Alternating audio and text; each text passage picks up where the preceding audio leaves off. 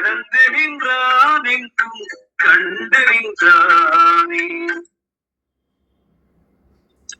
அனைவருக்கும் இனிய காலை வணக்கம். திருமூலர் திருவடிகள் போற்றி போற்றி. திருமூலரின் திருமந்திரத்தில் 5ஆம் தந்திரத்தில் தீவிரம் 19வது அத்தியாயம் பாடல் 1526 பார்க்க இருக்கின்றோம். பாடல் ஒலிக்கின்றது.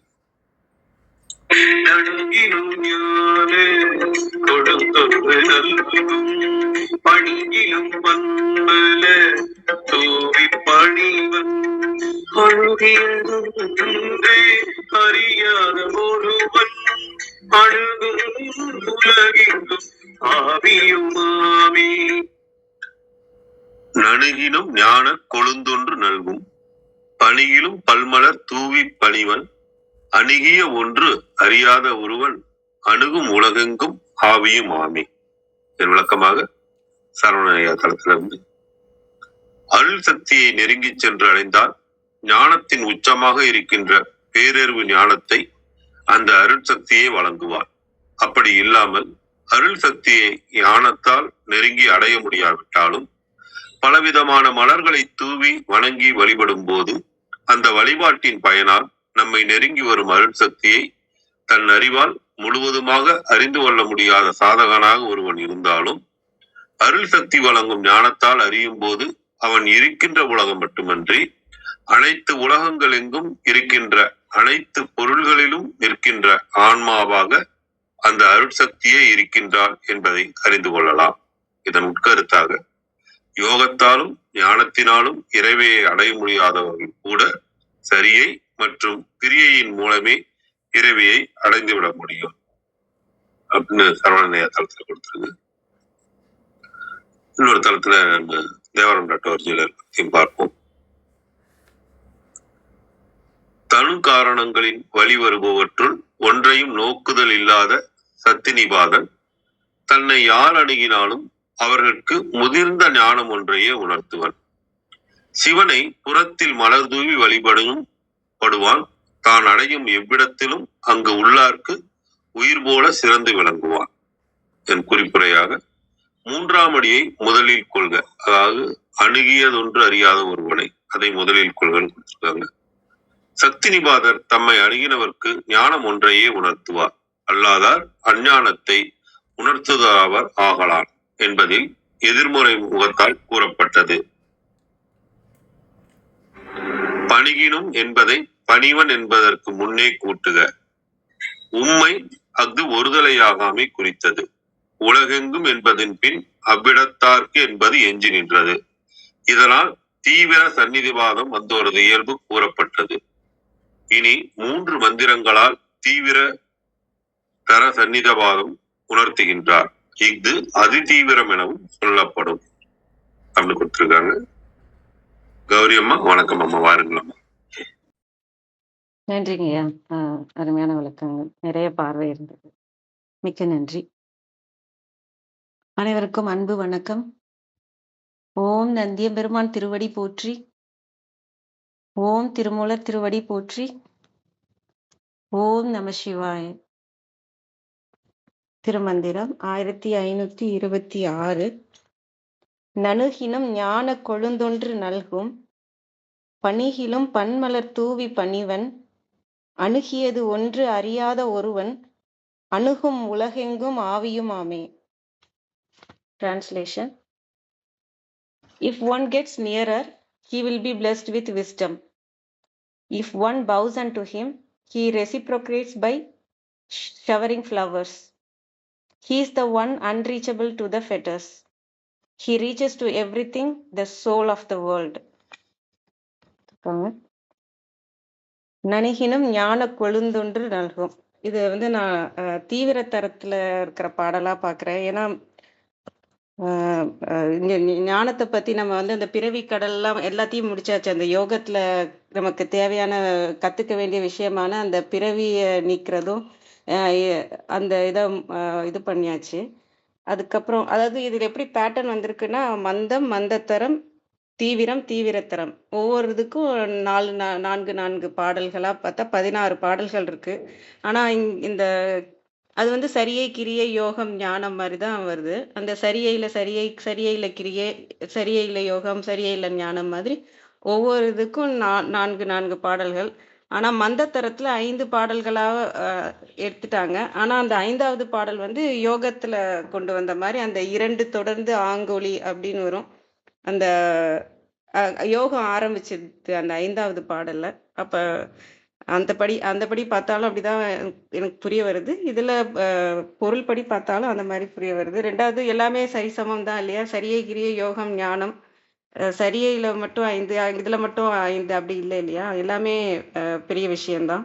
அதனால 4 நாளா பார்த்தாலும் எனக்கு அப்படிதான் வருது. இதுல பொருள் புரிஞ்சுக்கிறதும் நான் ஞானத்துல பொருள் புரிஞ்சுக்கிற மாரி பார்க்கிறேன். இதுல இன்னும் தீவிரமாக போறது தான் தீவிரத்தரம். மந்தம்ல இருந்து இன்னும் கொஞ்சம் நம்ம தீவிரமா போறது மந்தத்தரம். அதுலயும் இருந்து இன்னும் தீவிரமா போகிறது தீவிரம். அதுலயும் நம்ம தீவிரத்திலயும் இன்னும் தீவிரமா போகிறது தீவிரத்தரம். அ இன்னும் தீவிரமா போகிறதுன்னு நம்ம வந்து ஃபர்ஸ்ட் நெனைக்கிறோம். இறைவன நெனைக்கிறோம்.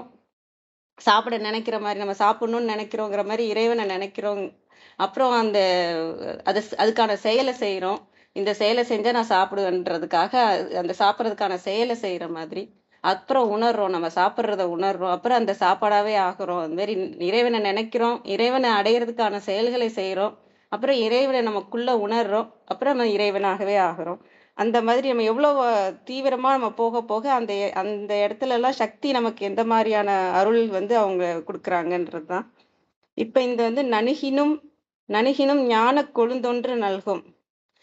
நணுகினும்னா இன்னும் நெருங்கி, இன்னும் தீவிரமா நீங்க இறங்கி ஆராய்ந்து அறிந்து பார்த்தா ஞான கொழுந்து ஒன்று நல்கும். ஞானம் வந்து குடுப்பாங்க. அதுவும் இறைவி தான். சக்தி நிபாதத்துல நமக்கு நடக்கிறது தான். எப்பன்னா அந்த ஆராய்ந்து பார்க்கும் அறிவாக நம்ம இருந்து இன்னும் தீவிரமாக தீவிரத்திலேருந்து இன்னும் தீவிரமாக நம்ம ஆராய்ந்து உள்ள உள்ள போகும்போது, அந்த ஞான கொழுந்தாக இருக்கிற இறைவி வந்து நமக்கு கொழுந்தாக நமக்கு குடுப்பாங்க. நல்கும் நமக்கு அளிப்பாங்க. நமக்கு வந்து ஞானத்த குடுப்பாங்க. அந்த அறிவு ஒளியாக நமக்கு உள்ள அவங்க தான் இருக்கிறாங்க. அது வந்து நமக்கு தெரிய வைப்பாங்க. "பணிகளும் பன்மலர் தூவி பணிவன்." இது வந்து இந்த திருவடிய நான் திருவடியா பார்க்குறேன். பன்மலர் தூவி பணிவன். இதுவரைக்கும் இப்ப ஞான மார்க்கத்துலருந்து ஆரம்பிக்கிறவங்கன்னு பார்த்தீங்கன்னா, இப்ப ரமண மகரிஷி மாரியும் எடுத்துக்கலாம். ஃபர்ஸ்ட் நான் யாருன்றத தெரிஞ்சிட்ட பிறகு தான், அதுக்கப்புறம் எனக்குள்ள இருக்கிறது இறைவன்றது புரிஞ்சு, நம்ம அதுக்கப்புறம் அந்த திருவடிய பற்றிக் கொள்றதா இருக்கட்டும், அதுக்கு நம்ம வந்து இப்ப முருகரா எடுத்துக்கிட்டு, அந்த மாரி நம்ம பக்தியில இறங்குறதாக இருக்கட்டும். இது எல்லாமே நான் யாருன்னு தெரிஞ்ச பிறகு தான் நமக்கு அந்த இது வரும். அந்த ஞான பாதையில இருக்கும்போது. இப்ப இது ஞான பாதையில இருக்க சரியை மாதிரி, இதுல ஞான கொழுந்து அவங்களுக்கு நமக்கு கிடைச்ச பிறகு என்ன ஆகும்னா, நம்ம அத போற்றவும், அத திருவடிய நம்ம பற்றிக் கொள்ளவும் நம்ம பார்ப்போம். அது உருவமா நம்ம பிடிச்சாலும் சரி, எதுனாலும் சரி, நமக்குள்ள ஒரு நான் யாருன்றது நமக்கு புரிய வர்றது தான் இந்த ஞானத்துல. அந்த ஞானம் நமக்கு குடுத்துறதுனால, அதுக்கப்புறம் நம்ம அதையே பற்றிக் கொள்வோம். அணுகியது ஒன்றும் அறியாத ஒருவன். இதுவரைக்கும் இப்பதான் அவங்களுக்கு அந்த ஞானம் வந்திருக்கு இல்லையா? இதுவரைக்கும் அவங்களுக்கு வராத இருக்கப்ப தனக்குள்ள இருக்கிறது யாருன்னே அறியாம இருந்த நிலை இருக்கும். அம் அந்த அது நமக்குள்ள இருக்கிற ஒரு விஷயம் வந்து இல்ல. ஒரு ஒரு சின்ன ஒரு விஷயம் நமக்குள்ள இருக்கிறது நமக்கு புரியாம இருக்கு அப்படின்னு இருந்த நிலையில, அணுகும் உலகெங்கும் ஆவியும் ஆமே. அந்த உயிர் தான் நமக்குள்ள இறைவனா இருக்கிற அந்த ஒரு ஞான கொழுந்து. அ பெரிய ஞானம் கூட இல்ல. அந்த ஞான கொழுந்தா இருக்கிற நம்ம ஆன்மா தான், எல்லா உயிர்கிட்டயும் இந்த உலகம் எங்கும் பரவி இருக்கிற ஆவியாக, உயிராக எல்லாருக்குள்ளயும் உயிராக இருக்கிறது இந்த இறைவன் தான். நான் வேறு, நீங்க வேறு இல்ல. அப்படிங்கிறது வந்து புரிய வரும். அந்த நமக்குள்ள ஃபர்ஸ்ட் இறைவன் வராரு. அதுக்கப்புறம் நம்மள ஒரு அந்த ஞானத்த குடுக்குறாங்க. இன்னும் நம்ம தீவிரமாக, இன்னும் நுணுகி நம்ம உள்ள போகும்போது, நமக்கு அந்த ஞான கொழுந்தாக நமக்கு இறைவன புரிய வரும். அம் அந்த ஞான கொழுந்துங்கிறது வந்து நம்மளோட ஆன்மா தான். அந்த ஆன்மாவ நமக்கு உணர்த்துவாங்க. அந்த உணர்த்தின பிறகு நம்ம அவங்களையே பற்றிக் கொண்டு பன்மலர் தூவி நம்ம பணிவோம் நம்ம அவங்கள்ட்ட. அணுகியது ஒன்றும் அறியாத ஒருவன். இதுவரைக்கும் நமக்குள்ள இருக்க ஒரு சின்ன விஷயம் அது எப்படின்னா, நம்ம ஒரு விஷயம் நம்மள்ட்ட இருக்கிறது தெரியல. ஆனா இது புரிஞ்ச பிறகு பார்த்தா எல்லாமே அதுவா தான் இருக்கு, அப்படிங்கிற மாரி. ஏன்னா இந்த உலகமே 2 வகையா பார்க்கலாம். இறைவனோட அருள்ல எல்லாருக்குள்ளேயும் நம்ம அதாவது இறைவனோட அந்த அந்த ஆதாரத்துல எல்லாரும் இருக்கிறதாவும் பார்க்கலாம். எல்லாருக்குள்ளே இருக்கிற இறைவனையும் ஒண்ணு ஒண்ணா தனித்தனியாவும் எடுத்து பார்க்கலாம். எப்படி உலகெங்கும் அந்த அந்த நமக்குள்ள இருக்கிற இறைவன் தான் உலகெங்கும் நிறைந்திருக்கிறாரு அப்படிங்கிறப்ப அந்த நிலையும் நமக்கு வரும். இது அதனால அந்த பார்வையிலயும் பார்க்கலாம். இதுல என்ன என்ன சொல்ல வராங்கன்னா, இன்னும் தீவிரத்தரம்னா இன்னும் தீவிரமாக நம்ம உள்ள போகணும். நம்ம உலக கடமை கடமை நமக்கு ஒண்ணு இருக்கும். அந்த கடமைய கண்டிப்பா செய்யணும். உலக கடமைய நம்ம செய்யணும். அதே சமயம் இந்த நம்ம பிறவி கடமைன்னு ஒண்ணு இருக்குல்ல. இந்த பிறவி எதுக்கு வந்திருக்கோமோ, அதுக்கான கடமையும் நம்ம செய்யணும். அந்த 2 கடமையும் நம்ம வந்து கரெக்ட்டா கொண்டு போகும்போது, இதுலயும் நிறைவு நிறைவு கிடைக்கும் நமக்கு. உலகத்திலிருந்து நிறைவு கிடைச்சா தான் மனம் அமைதியாகும். அந்த கடமைய நம்ம அப்படியே பேரலலா இதையும் நம்ம வந்து செய்யணும். நம்ம பிறவிக்கான கடமை என்ன? இறைவன அடையிறது. அதுக்காக தான் நம்ம வந்திருக்கோம் அப்படின்றதுனால, இந்த கடமையிலேருந்து நம்ம நீங்காம இதுக்குள்ள நம்ம அ இறங்கி இன்னும் தீவிரமா வெறும் நான் இது மட்டும் தான் பண்றேன், அது மட்டும் தான் பண்றேன்றது இல்லாம, இன்னும் ஆழமாக இன்னும் இறைவன நான் உங்களுக்குள்ள கொண்டு வரணும். இன்னும் இறைவன உணர்ந்து உணர்ந்து பார்க்கணும். இன்னும் அ அவராகவே ஆகுற மாரி நம்ம செய்யணும். அதனால தான் இதுல நமக்கு திரும்ப திரும்ப என்ன சொல்றாங்கன்னா, ஒரு இடத்துல நின்னு பக்தியில இருக்கீங்க, கோயிலுக்கு போறீங்கன்னா அதோட நிக்காதீங்க. சிவபூஜை செய்றீங்கன்னா நீங்க அதோட நிக்காதீங்க. அப்படி அடுத்தடுத்து இன்னும் கொஞ்சம் ஆழமாக நமக்கான உண்மையான கடமை இதுதான். உலகியல் கடமை வந்து அது பொய்யான கடமையா இருந்தாலும் நம்ம அதுல இருந்து தான் நம்ம இங்க வரோம். அந்த கடமையோட இந்த கடமையும் நமக்கு முக்கியமான கடமையாக இருக்கிறதையும் நம்ம 50% நம்ம இதுல 24 மணி நேரம் இருக்குன்னா, பாதி பாதி போடலைனாலும் நமக்கு எவ்வளவு முடியுமோ, இந்த உண்மையாக நமக்குன்னு அதுதான் மெடிடேஷன் சொல்லுவாங்க இல்லையா? மெடிடேஷன்னா நமக்கான நேரம்.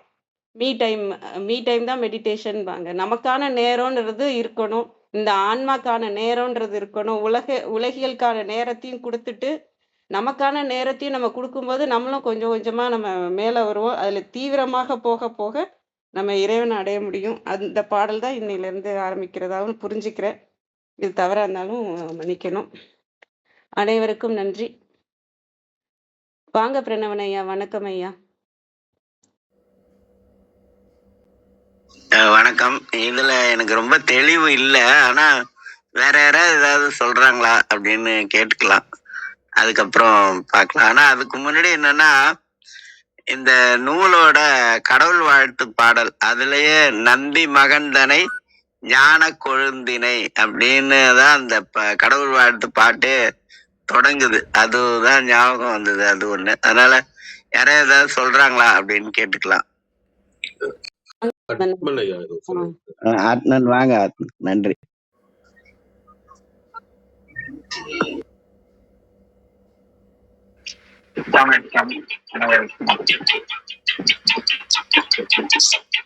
எனக்கு முக்கியமா ஒரு ஒரு பிரச்சனை என்னன்னா வந்து, இந்த நான் வந்து இந்த கர்ம வினைகளை வந்து தீர்க்க முடியுமா அப்படிங்கிற மாதிரி ஒரு வேதத்துல வந்து கொஞ்சம் படிச்சு பார்த்தேன்.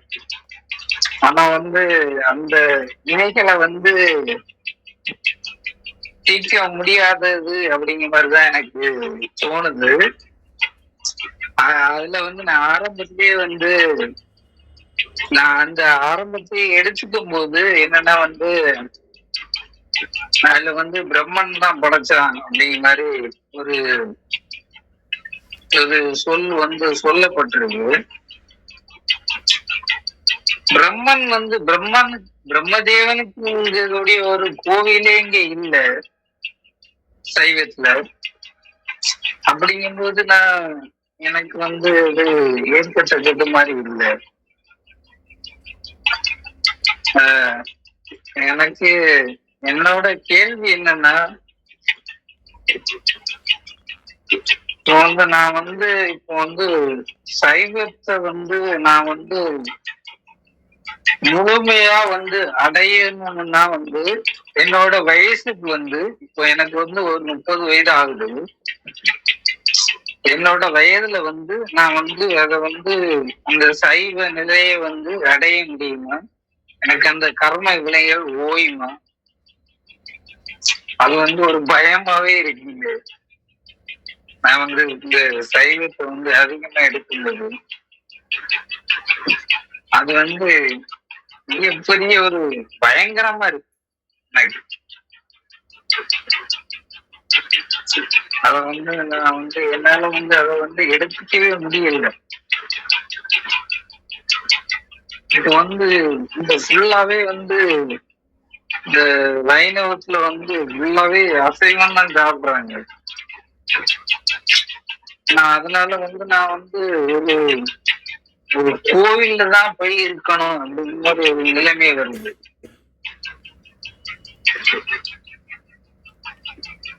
நாங்க அந்த கோயிலுக்குள்ள போய் நுழைஞ்சு வந்து நாங்க போய் இருந்தாலும் நான் வந்து அந்த கோயிலுக்குள்ளேயே தான் இருக்கணும். மற்றபடி நான் வந்து அங்க வீட்டுக்கு வருவோம் அப்படிங்கிற மாதிரிலாம் நான் இருக்க முடியாது. அப்படின்னா வந்து நான் வந்து என்னோட மனநிலைப்படி வந்து எனக்கு என்ன தோணுதுன்னா, இந்த இந்த சைவம் அப்படிங்கறத வந்து நான் வந்து கொஞ்சம் காலேஜுக்கு அப்புறம் கற்றுக்கலாம் அப்படின்னு நான் நினைக்கிறேன். நன்றி.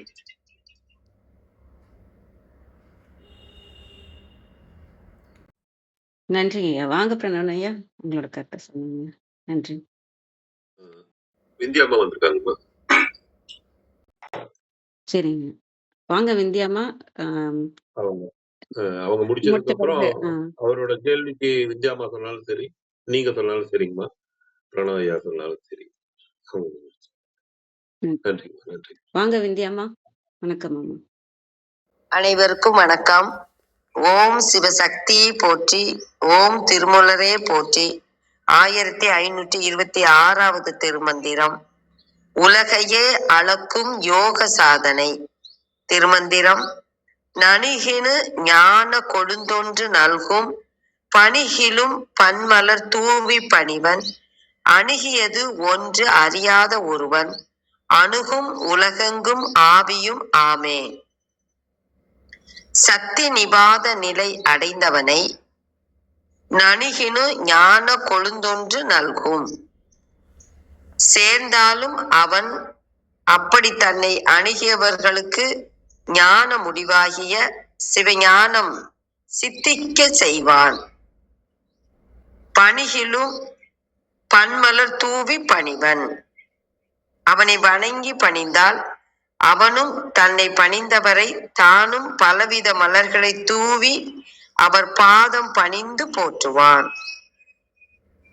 அணுகியது ஒன்று அறியாத ஒருவன்.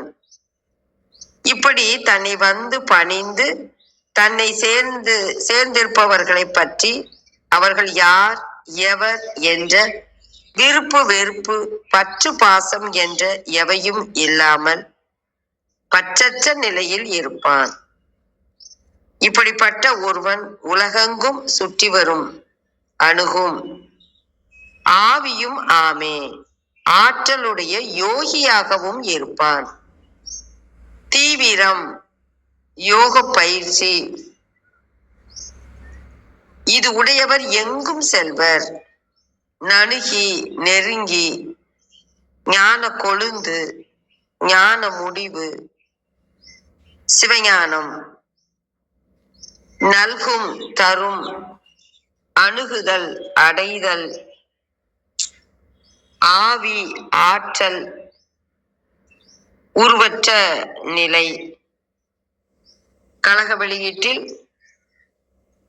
பலவாகிய நறுமலர்களை தூவி திருவருள் அம்மையை பணிந்தாலும் அப்பணிவின் வழியே அணுகினும் மெய் உணர்வினையே நல்குவள். சிவபெருமான் வேறற நிற்பினும் அணுகிய ஆருயிர் கிழவன் அவன் அருளால் அன்றி தன் அறிவால் காணும் தகைமையன் அல்லன்.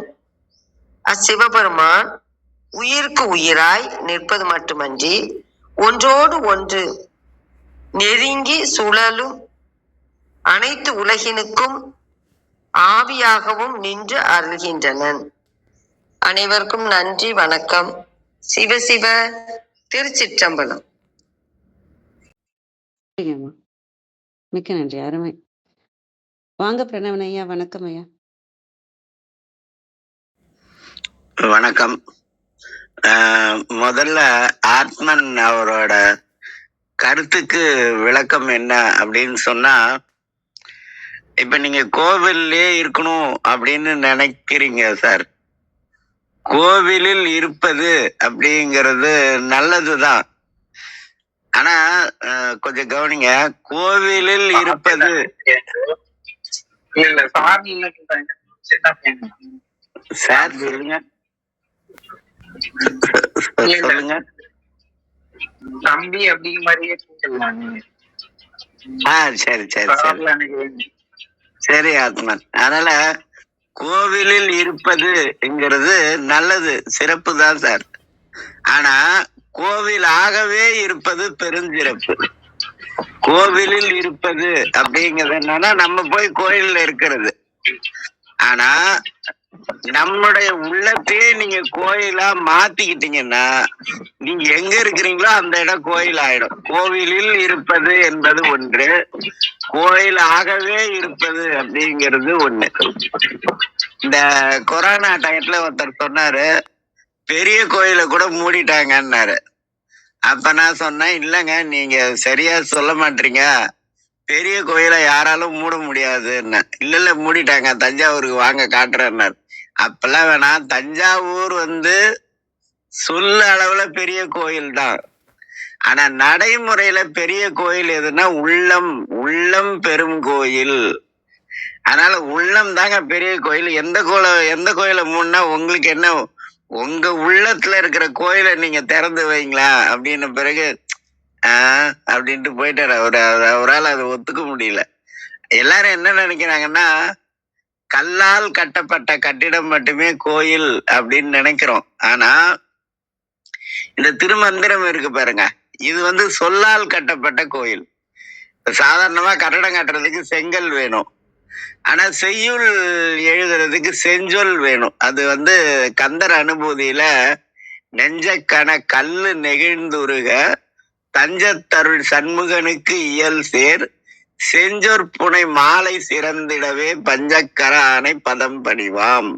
செஞ்சொல்லால் கட்டப்பட்ட கோயில் தான் இந்த நூல்கள் எல்லாமே. அதனாலதான் நூலறிவு, நீங்க நூலறிவை நுண்ணறிவா மாத்துனீங்கன்னா, நூலறிவு எப்ப நுண்ணறிவா மாறும்னா சிந்திக்கும் போது அது நுண்ணறிவா மாறிடும். நூலறிவுல இருந்து நுண்ணறிவுக்கு போய் நுண்ணறிவுல இருந்து நம்ம வாழறிவுக்கு போகணும். கற்றதனால், திருக்குறள்ல முதல் அதிகாரத்துல 2வது திருக்குறள், கற்றதனால் கற்ற அதனால் அப்படின்னு படிக்கணும். நம்ம அப்படியே சேர்த்து சேர்த்து படிச்சிடுறோம். பிரிச்சு பிரிச்சு படிச்சாதான் பொருள் புரியுங்க. பலாப்பழத்தை அப்படியே வச்சுதான் பிரயோஜனம் கிடையாதுல்ல. பிரிச்சு அதுல இருக்கிற சொலையை எடுத்து அதுக்கு மேல ஒரு லேயர் இருக்கும், அதையும் எடுத்துட்டு அந்த சொலையை தனித்தனியா சாப்பிடும் போது எப்படி சுவையா இருக்கும், அது மாதிரி ஒரு ஒரு சொல்லையும் பிரிக்கணும். கற்ற அதனால் ஆய பயன் என் கொல் வாளறிவன். இந்த வாளறிவுங்கிறது ஒளி பொருந்திய அறிவு. நூலறிவு, நூலறிவை சிந்திக்கும் போது அது நுண்ணறிவு. நுண்ணறிவு அப்படியே அது சிந்திக்க சிந்திக்க சிந்திக்க அந்த நுண்ணறிவினுடைய வளர்ச்சி தான் வாளறிவு அப்படிங்கிறது. வாளறிவுனா ஒளி பொருந்திய அறிவு. உண்மையிலேயே தெய்வம் அப்படிங்கிறது எது அப்படின்னா உண்மையான அறிவு தான் தெய்வம். அதனாலதான் மெய்ப்பொருள் காண்பது அறிவு அப்படின்னு. பொருள்லயே மெய்ப்பொருள் தான் ரொம்ப முக்கியம். அந்த மெய்ப்பொருள் காண்பது அறிவு. அந்த மெய்ப்பொருள் காண்கின்ற அறிவு தான் வாளறிவு அப்படிங்கிறது. அந்த நூலறிவு, நுண்ணறிவு, வாளறிவு, இது மூணும் உங்க மனசுக்கு வந்துடுச்சுன்னா அப்ப தெய்வம் எங்க அப்படிங்கிறது இருக்கிற இடம் எதுன்னா மனசுதான். அப்ப தெய்வம் இருக்கிற இடம் மனசாயிடுச்சுன்னா அதுவே கோவிலாக மாறிவிடும். ஒண்ணு. அதனால நீங்க கோயிலுக்கு போகணும் அப்படிங்கிற சிக்கல்லாம் கிடையாதுங்க. எல்லாருமே அந்த கோயிலுக்கு போகணும், குறிப்பிட்ட நாள்ல அங்க போகணும் இங்க போகணும்னு சொல்லி சொல்லி சொல்லி அங்க போனா எல்லா பிரச்சனையும் தீரும் அப்படின்னு சொல்லி கடைசியில கூட்டமா போய் அங்க போய் நம்ம எதிர்பாராத ஒரு சில சிரமங்களை நம்ம சந்திக்க வேண்டிய ஒரு சூழல் இருக்கு. அதனால நீங்க எந்த இடம் இருக்கிறீங்களோ அது கோயில். ஒண்ணு. 2வது, கர்ம வினை குறித்து நீங்க பயப்படாதீங்க. வேதங்கள்ல இருக்கிறத படிச்சு படிச்சு பயப்படாதீங்க. கண்ணதாசன் சொல்லுவாரு, வேதங்கள் வாழ்க்கை இல்லை, அப்படின்னு சொல்லுவாரு. அதனால வேதங்களை படிங்க. அதை நான் படிக்க வேணாம்லாம் சொல்லல. ஆனா கர்ம வினைங்கிறது தீருமா அப்படின்னு நீங்க கேட்காதீங்க. கண்டிப்பா உங்களுடைய கர்ம வினை கண்டிப்பா தீரும். அது என்னன்னா, நீங்க எப்போ இறைவன் அருளால் நான் இதை செய்கிறேன், இந்த உலகில் வாழ்கிறேன் அப்படின்னு நினைக்கிறீங்களோ, அதுக்கப்புறம் நீங்க செய்யற செயல் எதுவுமே உங்களுது ஆகாது சார். அது வந்து கடவுளுடையதா மாறிடும். இதுக்கு நிறைய உதாரணம் எல்லாம் இருக்குது. சொன்னோம்னா நேரம் ஆயிடும். ஏன்னா 17ஆம் தேதி தொடங்கின இந்த நிகழ்ச்சி 17ஆம் தேதி 1 ஹவருக்குள்ள அது முடியணும்ல. 18ஆம் தேதிக்கு போயிடக்கூடாது. அதனால அது மாதிரி ஒரு விஷயம் இருக்கும். அதனால கண்டிப்பா கர்ம வினைங்கிறது தீரும். அதுக்கு ஆகாமியம், பிரார்த்த வினை, சஞ்சித வினைன்னு 3 இருக்கு. அதை நம்ம எப்பாவது பார்க்கலாம். அதுக்குதான் நீங்க போன் நம்பர் வாங்கிக்கோங்க அரிமா அழகேசன் சார் கிட்ட. அதுக்கப்புறம் பேசிக்கலாம். அப்புறம் இன்றைக்கு ஓதணும் அப்படின்னு நினைக்கிற பாடல் என்ன அப்படின்னு கேட்டாக்கா, இந்த இந்த பாட்டுக்கான விளக்கத்தை வந்து எப்படி பார்க்கலாம் அப்படின்னா, இந்த யோகம் ஞானம் அப்படிங்கிறது பயிற்சி. இந்த முதல் 2 வரி இருக்கு பாருங்க, அது வந்து பணிவு. ஒன்று, இறைவனுடைய அருளை யோகம் ஞானம் என்கின்ற பயிற்சியினால் பெற முடியும். அப்படி பயிற்சியினால் பெற முடியாமல் போனால் பணிவினால் பெற முடியும்.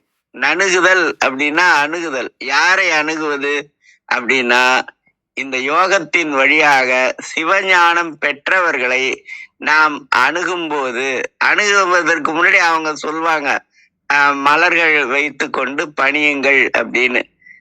திருநாமம் அஞ்செழுத்தை சொல்லாராகில்னு ஒரு அப்பர் எல்லாமே வந்து நம்ம வள்ளலார வந்து எடுத்துக்க முடியவில்லை. நீங்க எல்லாமே வல்லர ஆக முடியாது சார். அருட்பாவை படிச்சீங்கன்னா வள்ளலாருடைய சாயல் ஆயிடுவீங்க நீங்க கண்டிப்பா. அதுக்குதான் நீங்க போன்ல பேசுங்க, நம்ம அப்புறமா கண்டிப்பா பேசுவோம். அது மாதிரி ஒரு விஷயம் இருக்கும். அதனால வந்து என்னன்னு கேட்டீங்கன்னா, பயிற்சி பணிவு இந்த 2ம் பயிற்சியினால் பெறக்கூடிய அந்த சத்தினிபாதத்தை, நம்முடைய அந்த சத்தினிபாதம் பெற்ற ஞானிகளை அணுகுவதால், அணுகுதல்ங்கிறதுக்கு ஆங்கிலத்துல அப்ரோச் அப்படின்னு சொல்லுவோம்.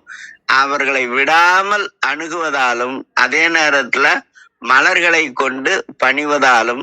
இப்ப மலர்கள் பறிக்க முடியாது அப்படின்னா அதுக்குதான் திருக்குறள்ல கடல் வாழ்த்துல 3வது திருக்குறள், மலர் மிசை ஏகினான்.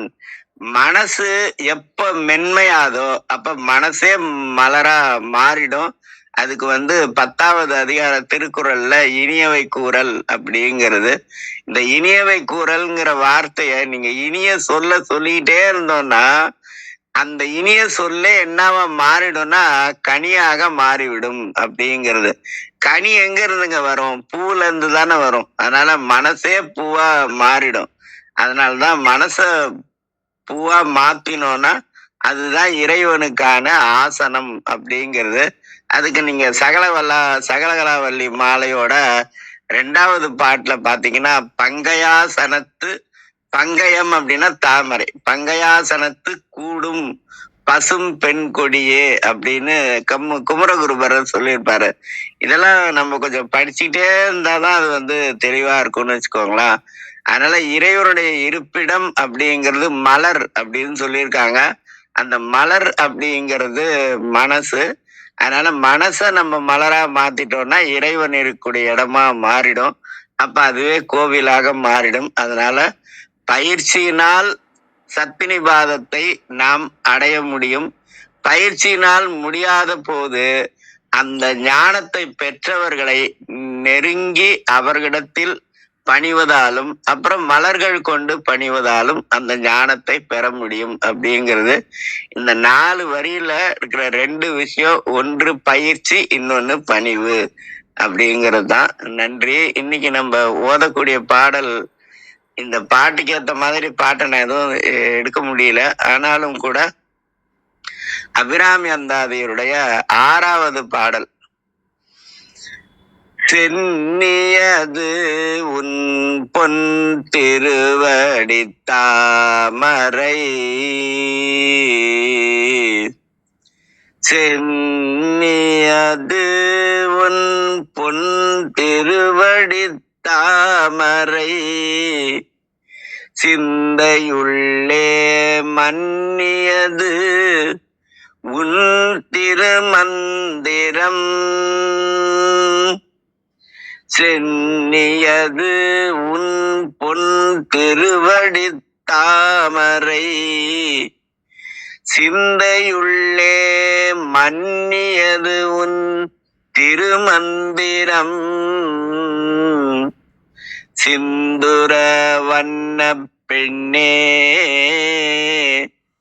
முன்னிய நின் அடியாருடன் கூடி சிந்துர வண்ண பெண்ணே கேள்வி ஞானத்தில் முன்னிய நின் அடியாருடன் கூடி முறை முறையே பண்ணியது என்றும் பரமாகம பத்ததியே. சிவா திருச்சிற்றம்பலம். வாழ்க சீரடியார் எல்லாம். நன்றி. நன்றிங்க ஐயா, மிக அருமை, மிக்க நன்றிங்க ஐயா. அந்த மகேந்திரன் ஐயா வாங்க ஐயா, வணக்கம் ஐயா.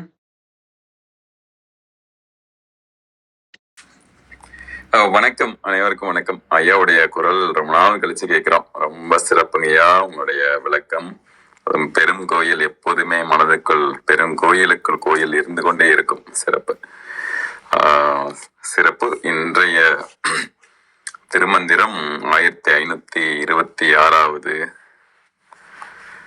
இதை நம்ம பார்த்திருக்கிறது 5ஆம் தந்திரம், தீவிரம். அருள் சக்தி சாதகத்துக்கு ஏற்றபடி விரைவாக வருகின்ற தன்மை.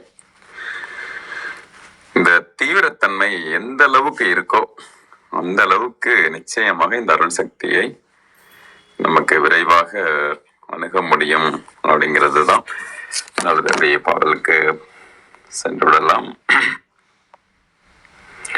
நணுகினும் ஞான கொழுந்தொன்று நல்கும் பணிகிலும் பன்மலர் தூவி பணிவன் நணுகினும் ஞான கொழுந்தொன்று நல்கும் பணிகிலும் பன்மலர் தூவி பணிவன் அணுகிய ஒன்று அறியாத ஒருவன் அணுகிய ஒன்று அறியாத ஒருவன் அணுகும் உலகெங்கும் ஆவியும் மாமே அணுகும் உலகெங்கும் ஆவியும் மாமே நணுகினும் ஞான கொழுந்தொன்று நல்கும் பணிகிலும் பல்மலர் தூவி பணிவன்.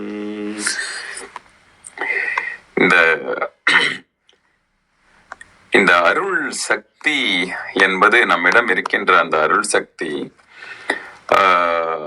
எந்த அளவுக்கு நம்மிடம் இருக்கிறது என்றால் எப்போதும் இருக்கிறது, எங்கெங்கும் இருக்கிறது, எல்லா தன்மையிலும் இருக்கிறது. ஆனா அதை அடைவதற்கு நாம் எந்த அளவுக்கு தகுதிப்படுத்திக் கொள்கிறோம், எந்த அளவுக்கு அதற்கென்று நாம் நம்மை தயார் செய்து கொண்டிருக்கிறோம் என்கின்ற ஒன்று இருக்க, அப்போது அதை நெருங்கி சென்று அதை அடைகின்ற அந்த தன்மை என்பது ஐயா சொன்னது போல நம்ம வெளியில போய் தான் அடையணும் அப்படின்னு இல்ல, அங்கும் அடையலாம், எங்கும் அடையலாம், நம்ம உள்ளுக்குள்ளும் அடையலாம் அப்படிங்கிறது தான். அப்ப அந்த ஞான கொழுந்தாக இருக்கின்ற அந்த நிலை, அது ஏன் அந்த கொழுந்து அப்படின்னு வைக்கிறாங்க அப்படிங்கிறதையும் கூட பார்க்கலாம். நம்ம தொடர்ந்து அந்த ஒரு இயக்கத்திலேயே அல்லது தன்னை அடுத்த நிலைக்கு தயார் செய்து கொண்டுவதில் ஆங்கிலத்துல சொல்லணும் அப்படின்னா இன் ப்ராக்ரஸ் அப்படின்னு சொல்லுவோம் இல்லையா. அப்ப அதுதான் அந்த வளர்ச்சிக்கு தன்னை உட்படுத்தி கொண்டே இருப்பது. ஐயா அருமையா சொன்னாங்க, அந்த பயிற்சி அந்த பயிற்சியோடு சேர்ந்து செய்யும் பொழுதுதான் அது. எப்போதெல்லாம் பயிற்சி என்றால் வாழ்நாள் முழுவதும் பயிற்சி தான், நமக்கு தொடர்ந்த ஒரு பயிற்சியாக இருப்பது. அப்போது அந்த கொழுந்து விட்டு அந்த இதுல ஒரு பேர்னிங் டிசையர், ஒரு இலக்கை அடைவதற்கு அந்த தீவிரத்தன்மை வேண்டும் அப்படின்னு சொல்றதுக்கு அந்த திங்க் அண்ட் க்ரோ ரிச்ங்கிற புத்தகத்துல வந்து நெப்போலியன் ஹில் சொல்லுவார், இந்த மாதிரி ஒவ்வொருவருக்கும் அந்த பேர்னிங் டிசையர் வேணும், கொழுந்து விட்டு எரிகின்ற நெருப்பாக இருக்க வேண்டும் என்று. அப்போது எங்கும் கூட அப்படித்தான், இந்த பக்தியின் உயர்நிலையை அடைவதற்கு, நம்மளுடைய எடுத்த இலக்கை அடைவதற்கும், அந்த உச்சத்தை அடைவதற்கு நமக்கும் அந்த ஒரு நிலை வேண்டும், அதன் மீதான ஒரு தொடர் துடிப்பு வேண்டும் அப்படிங்கிறதும் கூட வச்சுக்கலாம். இப்போது அந்த ஞான கொழுந்து ஒன்று நல்கும், நிச்சயமாக அது நடக்கும். அதை நாம் வந்து சேர்ந்து அந்த நிலை நமக்கு கிடைக்க பெறும், அந்த உயர் சக்தி, அருள் சக்தி நமக்கு கிடைக்க பெறும் அப்படிங்கிறத பார்க்கலாம். பணிகிலும் பல்மலர் தூவி பணிவன். அப்போது அந்த அருள் சக்தியை வந்து அந்த அடைவதற்கு நிச்சயமாக இந்த பணிவோடு அப்படிங்கிற ஒரு பார்வையில பார்க்கலாம். இங்கு சொல்லப்படுகிறது வந்து இன்னும் ஒரு பார்வையில எப்படி சொல்றாங்கன்னா, நம்ம அந்த நிலையில் உச்சமாக அந்த ஒரு தொடர்ந்து அடைய முடிகின்ற நிலையிலும் பல்வேறு வழிகளில் இறையை அடையலாம், அதன் அருள் சக்தியை பெறலாம். அப்படிங்கிறதுக்கு நாம் அந்த ஒரு மலர் தூவியும் பல்மலர் தூவியும் பணியலாம். இப்போ பல்மலர் தூவுதல் என்பது எங்கும் கூட ஐயா சொன்னதை நான் அப்படியே பாக்குறேன். அதாவது வெளியில் மலர்கின்ற மலர்கள் மட்டுமல்ல, நம்மளுடைய எண்ணம் கூட ஒரு மலர்கள் தான், நம்மளுடைய அந்த உணர்வு கூட ஒரு மலர் தான் அப்படிங்கிற பார்வையிலும் கூட சொல்லலாம். பல்மலர் தூவி என்பதை நல்ல ஒரு பாடல்களால, இந்த மாதிரியான ஒரு நல்ல சொற்களாலும் கூட வந்து நம்ம தூவி, அந்த மந்திரங்களாலும் கூட நம்ம வந்து தூவி அதை வந்து பணிவன் அப்படிங்கிற அதை வந்து அடையலாம் அப்படிங்கிற ஒரு பார்வையிலும் பார்க்கலாம்னு நான் நினைக்கிறேன். இன்னொன்று, அணுகிய ஒன்று அறியாத ஒருவன். நம்ம நெருங்கி வருது, அப்ப வந்து அது கூட தெரியாம இருக்கின்ற அந்த ஒரு நிலை இருக்கு இல்லையா. சோ அப்ப வந்து தன்னுடைய விழிப்புணர்வின் மூலமாகவும் தன்னுடைய அந்த சக்தியை உணர்கின்ற தன்மை இல்லாமல் இருப்பதாலும், அதான் இது வந்து இல்லாத ஒரு சக்தியை தேடி போவதெல்லாம் கிடையாது, இடம் இருக்கிறது. ஆனால் அதற்கு நாம் அந்த அலைன்மெண்ட் ஆங்கிலத்துல சொல்றார்கள் இல்லையா, நாம் வந்து அதற்கேற்றபடி நம்மை வந்து தயார் செய்து கொண்டும், நம்ம அதுக்காக உருவாகி கொண்டும், அதற்கென்ற அந்த சாதகங்களை புரிந்து கொண்டும் இருக்கின்ற ஒன்று தன்மை இருக்கு இல்லையா. அப்போது அதுவே நம்மள நெருங்கி வந்தாலும் கூட அந்த சக்தி அறியாத நிலை எதனால வரும்னா, அந்த மும்மலங்கள் வெவ்வேறு வகைகளில் இருப்பதாக, அது மிக முக்கியமாக அந்த ஆணவம் இருக்கும் பொழுது அந்த ஒரு தான் அப்படிங்கிற ஒரு நிலையோடு நம்ம அங்கு பார்க்கும் பொழுது அங்கு அது மட்டும்தான் தெரிகிற மாதிரி ஒரு பிரமையை வந்து ஏற்படுத்தும். அது மாதிரி இல்லாம அந்த இறை சக்தியை, அருள் சக்தியை நாம் உணர்ந்து கொண்டு இருக்கின்ற அந்த ஒரு தன்மை, அணுகிய ஒன்று அறியாத ஒருவனால் அணுகும் உலகு எங்கும் ஆவியும் ஆமே அப்படின்னு சொல்லும் பொழுது, அவன் இருக்கின்ற இடம் எங்கெங்கும் இருக்கிறான், எல்லா நிலையிலும் இருக்கிறான், எல்லா நேரங்களிலும் இருக்கிறான், எல்லா தன்மையாகவும் இருக்கின்றான், எல்லா பொருளாகவும் உயிர்களாகவும் பல்வேறு வகைகளில் இருக்கின்ற ஒன்று. அது எங்கு இருக்கிறது? நம்முடைய ஆவியிலும் இருக்கிறது. நம்முடைய ஆன்மாவே அது வந்து ஒரு ஆன்ம விளக்கு என்று சொல்வார்கள். அந்த ஆன்ம விளக்கு என்பது ஒளிர்ந்து கொண்டே இருக்க வேண்டும், நம்ம ஒளி ஊட்டி கொண்டே இருக்க வேண்டும். எப்படி ஒரு விளக்குக்கு தெரிய வந்து நம்ம தூண்டி தூண்டி தூண்டி நம்ம அதை வைத்து இருப்பது போல, நம்மளுடைய அந்த விழிப்புணர்வு சக்தியால் அதை தொடர்ந்து நம்ம வந்து வைத்து கொண்டிருக்கும் பொழுது அதன் மூலமாகவும் அந்த அருள் சக்தியை அடையலாம். அப்ப அது அருள் சக்தியை எப்படியெல்லாம் அடையலாங்கிறதுக்கு பல்வேறு வகைகளில் அடையலாம். நணுகினும் ஞான கொழுந்து ஒன்று, அது மாதிரியும் அடையலாம், ஒரு பெரிய யோக நிலையில், ஞான நிலையில் அப்படியும் அடையலாம். அப்படி முடியாதவர்கள் தன்னுடைய செயல்களின் மூலமாக, மிக சரியான சரியக்கிரியை மூலமாகவும் அடையலாம். அப்படி இல்லாதவர்கள் நல்ல ஒரு அதுவே நிலையாக வைத்து கொண்டிருந்து ஒரு மலர் தூவி இருந்தாலும் கூட, அல்லது நல்ல ஒரு மனதால் ஒருமைப்பட்டு இருப்பதன் மூலமாகவும் அறியலாம். அப்படி அறிவது என்பது அது எங்கோ இருக்கிறது என்று நினைக்காமல் நமது ஆவியிலும் இருக்கிறது, நமது ஆன்ம ஒளியிலும் இருக்கிறது என்கின்ற பார்வையிலும் இதை வந்து பார்க்கலாம். நன்றி நன்றி நன்றி. மிக்க அருமை, நிறைய விளக்கங்கள் கிடைச்சிருக்கு. நன்றிங்க. நிறைவு செஞ்சுக்கலாம்னு நினைக்கிறோம்.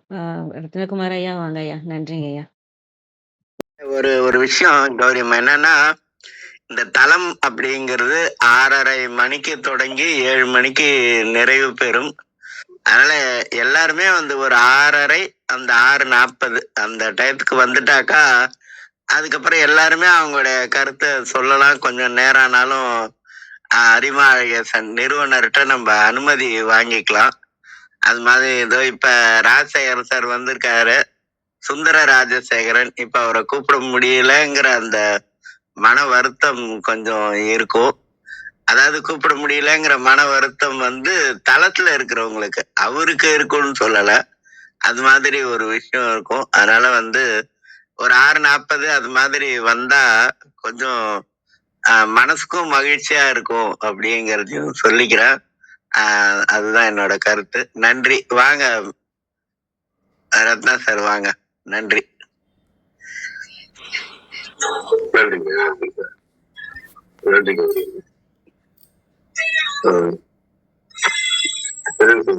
நேரம் கருதி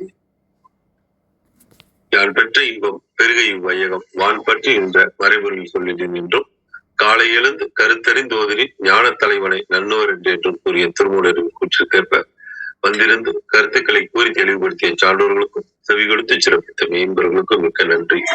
தளம் நிறைவடைகிறது. மீண்டும் நாளை காலை 6:30 மணிக்கு கேள்வி நாளும் ஆன்மசாசனங்களை சந்திப்போம். 5, 4, 3, 2, 1.